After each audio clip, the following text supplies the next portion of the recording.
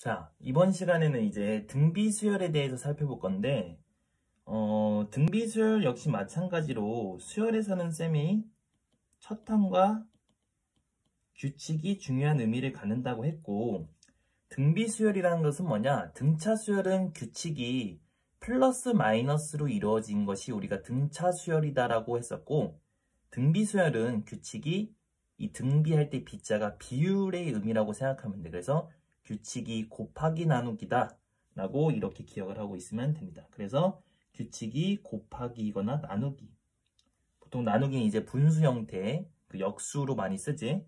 그래서 이제 등비수열의 가장 대표적인 예를 쌤이 하나 써줄 건데, 자, 첫 항이 6이고, 아니 첫 항이 3이고 그 다음이 6, 12, 24 쭉쭉쭉 가는 수열을 준비해 봤어. 자, 이 수열은 처음에 나온 3이 첫 항이 3이고 그 다음 나온 숫자가 어떻게 만들어지나 일단 두 가지로 생각해 볼 수 있어. 처음에 플러스 3이 됐나? 라고 생각을 해볼 수 있는데 플러스 3이다 라고 생각을 하니까 다음 숫자가 어떻게 돼? 플러스 3으로 만들어지지가 않지. 10이라는 게 6에다가 플러스 3으로 해서 만들어지지가 않잖아.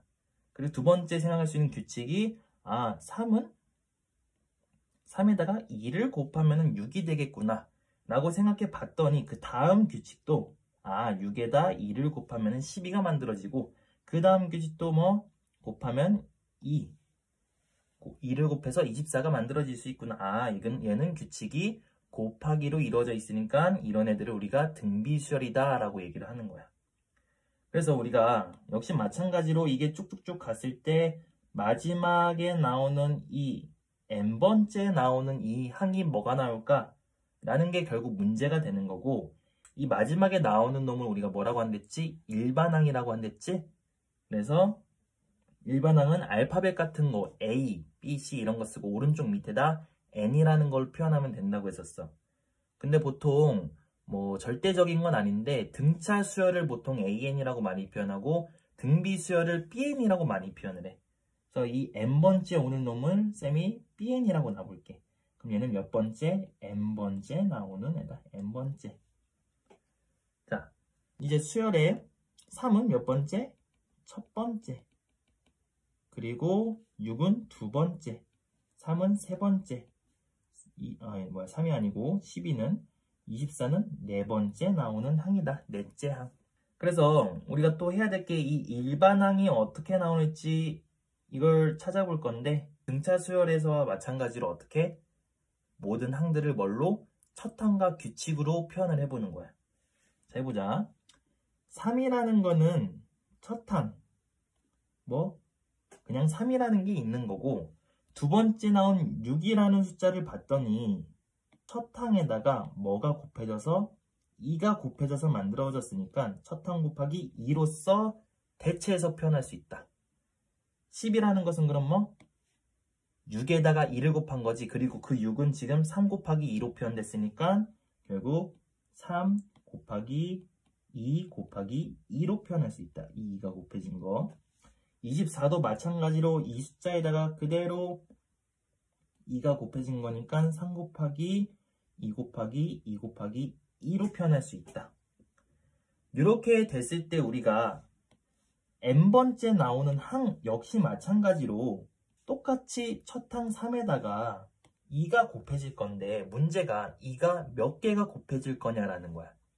그래서 우리가 몇 개가 곱해질지를 이 첫 번째, 두 번째, 세 번째라는 의미와 엮어서 생각을 해보니 첫 번째 때는 규칙이 안 곱해져 있지? 두 번째 때는 규칙이 몇 번? 한 번 곱해져 있어. 세 번째 때는 규칙이 몇 번? 두 번 곱해져 있어. 그럼 우리가 뭐라고 쓸 수 있지? 2의 2승이라고 쓸 수 있지? 2제곱. 네 번째 때는 규칙이 몇 번? 세 번 곱해졌어. 그러면 우리가 이거를 2의 세제곱, 3승이라고 할 수 있지? 그러면은 이게 n번째 때는 몇 번 곱해질 거다? 그렇지. 하나씩 차이가 나지? 네 번째 때는 3번, 10번째 때는 9번, n번째 때는 하나 깎인 n-1번. 그래서 2의 몇 승? n-1승이다 라는 거야.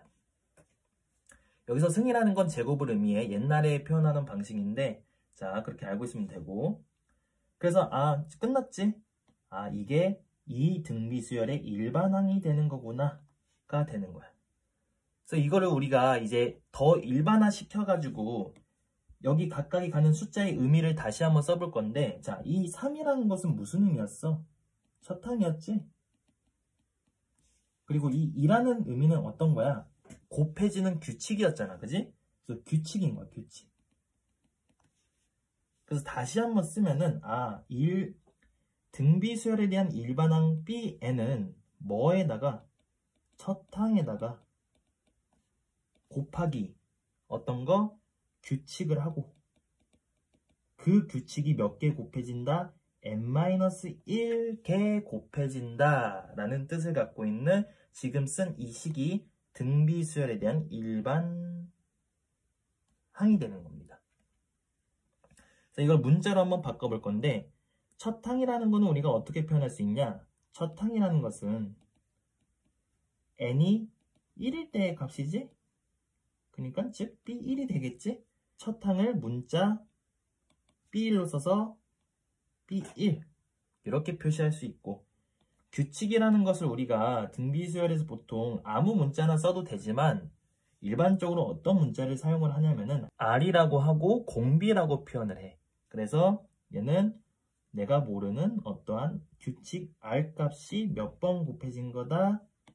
그렇지, n-1번 곱해진 거다. 그러면은 요게 등비수열의 일반항이 되는 거야. 여기까지 등비수열에 대한 내용이고, 이제 다음 영상에서 등비중항에 대한 성질을 같이 알아보자.